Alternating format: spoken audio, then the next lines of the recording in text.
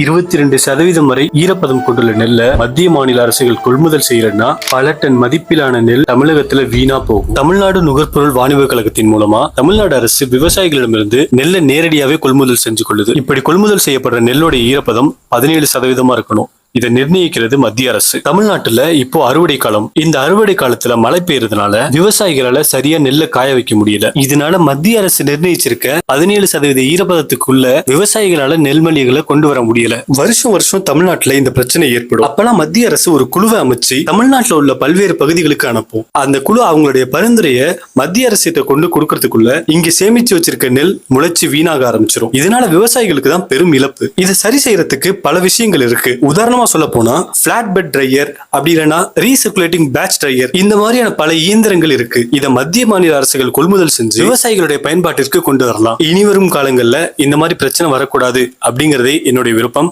நன்றி, வணக்கம்.